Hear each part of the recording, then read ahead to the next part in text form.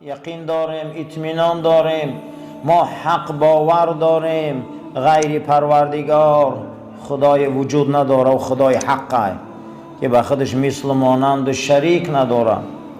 و نشهد ان محمدا عبده و رسوله صلی الله علیه و سلم. و یقین داریم، اثبات میکنیم، حق ایمان داریم که محمد بنده خداست و رسولی اوست و آخران پیغمبر در زمین آمد. جناب پیغمبر گفت داستانی من مثل یک قصر هست که به در و تیریزه هست. قصر تیار شده اما در و تیریزه نداره. من برای این قصر مثل در و تیریزه آمدم. گفتند این قصر همه پیغمبرها و دین خدا هست، اما در و تیریزه همون قصر من آمدم قصر محکم کردم. یگان قصر خانه به در تیریزه می شود. رسول اکرم صلی الله علیه و سلم شریعت آسمانی در تیریزش بدیان. همه پیغمبر آمدن گفتن رفتن قصر بنیاد کردن، حضرت آمدن شریعت قلف و کلید کردن. من نمیشه که همین مسجد به در تیریزه باشه. یگان جا هیچ امکانیت نداره. ای عقلم بیرونه، ای منطقم بیرونه، ای علمم بیرونه، ای شرعم بیرونه که خانه باشه و در نداشته باشه. برای همین جناب پیغمبر در و تیریزه قصر انم شریعت خدا آمدن، همه را محکم کردن. رسول اکرم صلاحیتشون فهمیده چی هستن؟ اگر در قدی تیریزه نباشه همین خانه هم بینو در آمدن میگیره، همه چیزی ضرر رسان در آمدن میگیره. پیغمبر آمده است اما قصر محکم کرده دین خدا را که من آمدم در این قصر و تیریزه هاش هستم. هزار بار شکر که امت رسولیم. و علی آله و اصحاب و زنهای پیغمبر، زنهای پاک دامنش و فرزندای پاکش و اون نسل زوریه سید زاده هاش که تا به امروز دنیا را نورانی کردن، تا به امروز این اسلام در بین آب و علاب آوردن، اسلام در بین آب و علاب آوردن ما در رساندن تا به امروز خدمت شایسته آن نسل رسوله. چی در ملک هند، چی در ملک افغان، چی در ملک آسیا و چی در ملک اروپا و چی در ملک افریقا خدمت اساسی را نسل رسول اکرم کرده. بسیار خدمت های کلان کردن، خدمت های ارزنده کردن تا به امروز این گوهر نایاب، این دردانه های نایاب، این جدا کرده های خدا، این نسل زوریه پاک خدمت کرده استیان با نام سادات و سیدزاده در دنیا مشهورند. و اصحاب اون هم صحبت هایی که با چشم سر رسول اکرم دیدن، با این پیامبر آسمانی ایمان آوردن، نام اینها صحابه.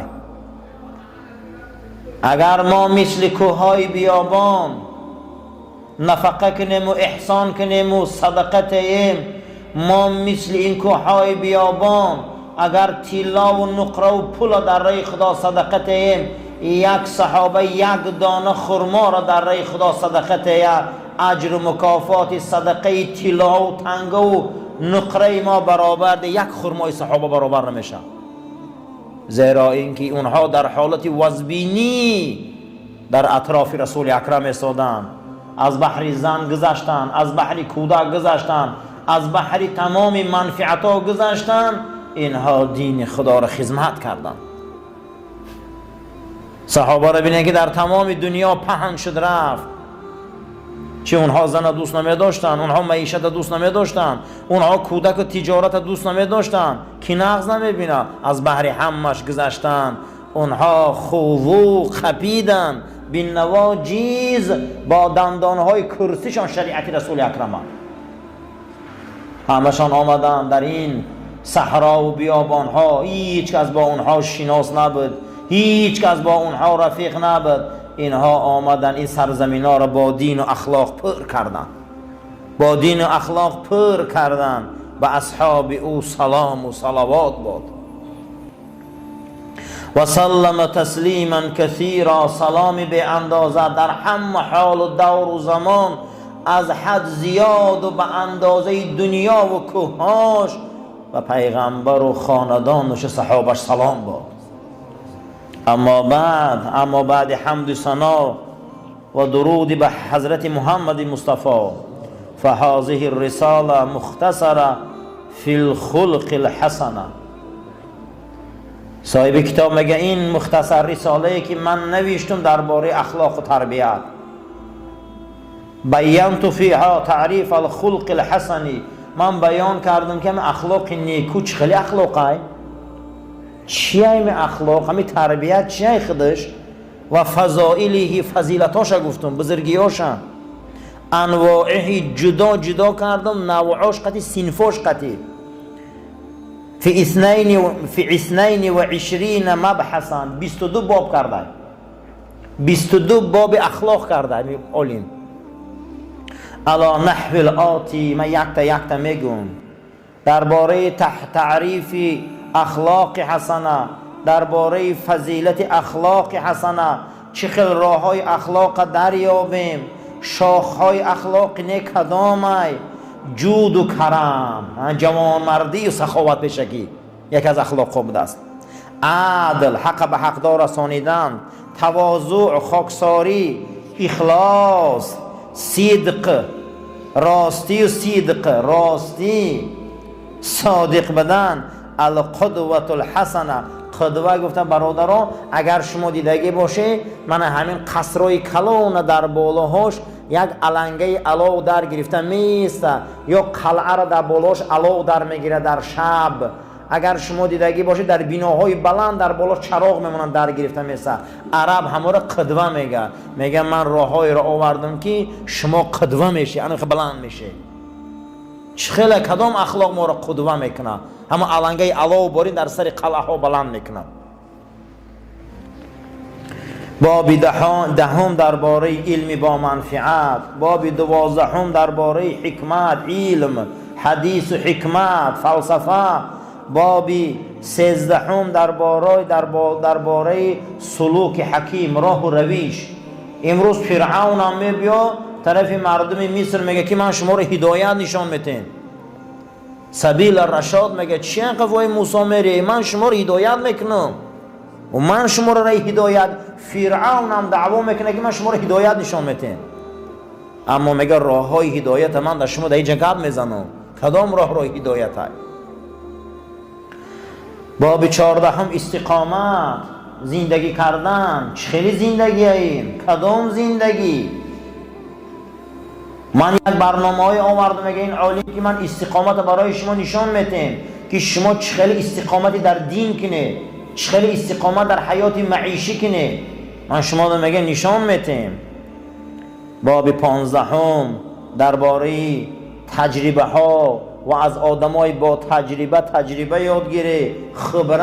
خبره چی میگم؟ آدمایی که بحر علمن، روی با 4 زانو در پیش آدمای عالم شینه، ایوه یک چی یاد گیره. قسم به خدا کو یکی آدم ها 20 سال قدی یک عالم جورن یک چی نمیدونن، این خیال میکنن که هدایت چیزی آسانه، فقط همه جورگی کرده، قدر نان خورده، چای خورده، اما همین علم امو را نگرفته.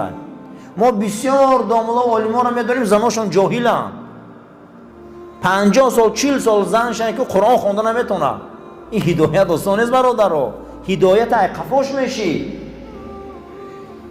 ایا خاندان یک از عالم میبرد، دوتاش عالم پس مانده، همون از این دور میبروین. این هدایت آسان نیست. این مردم خیال میکنن که هدایت چیزی آسانه. بسیار انامین علما را فرزنداشون علم دارن، حتی خانانگیاشون علم دارن. چی با ای قفای علم همون انسان و حکمتش نیستن، ای قفای انامون چیزی که جوهر پیامبر آورده رسانده، ای قفای اون نیستن عزیزا. قطعی علما رفیق میشه، دوست میشه، اولی چی استفاده بره، اخلا قرآن خوانیتون را راست کنه، یا چی را استفاده بره از اونها، زیرا اینکه اینها وارثان رسولان. رسول ها همین حکمت علم موندگی هم، پیغمبرها چی مونده همین زمین رفتن. در همینجا خبره گفته ای آدمایی خبره، ای عالم و صاحب علم یک چی استفاده بره. صاحب هدایه شریف پرسیدیم که یک کتابی عقیده نوشته است. صاحب هدایه شریف برهان الدین مرغینانی یک کتاب نوشته است درباره علم عقیده در زمانش. گفته هر کسی که همین کتاب منه بیایا خانه چی خیلی که خودم فهمیدگیم همین خیلمند و فهمونه من دختر نمیتیم شد. دختری 15 ساله داشته است در زمانش، دختری که اهل قرآن و اهل علم. یکی از همون زمان طالب علمش در خوارزم وقتی همین عقیده را میخونه شرط شد در پایان میمونه. میگه کسی همین کتاب بیاره من در خوشرو فهمونه چی خیلی من فهمیدگیم علم میفهمه که علمی نکشم. میگه من دختر ما توفه میکنم که دختری من 15 دیو از تمام علم خبر داره. یک ملا بچه مقصد همون زمان دانشجوها و همون زمان طالب علم در مدرسه خوارزم کتاب نخونده شرح می نویسه با علمی نوی بلند بوده بچه یوش. وقتی میبیاره این شرح او را میخونه حیران میشود. بعد از او میگه حضرت امام ابو حنیفه گفته بود است که حضرت امام علم در کیه؟ گفته علم در همه. هیچ معلوم نگوه که علم در یک آدم های و میبراره دخترش در همون مقصد دیگه همون زمان طالب میتیه. هر کسی را که تو دادی هیچ کس او دادگی تر از او گرفته نمیتونه. هر کسی را که تو هدایت کردی هیچ کس او را بدبخت کرده نمیتونه. اما هر کسی را که تو ندادی دنیا را هم تیانش هیچیه. اگر هر کسی را که تو نخواندی به سوی خودت هزارها هزار پیامبر آمدن اما مردم به هدایت مرد.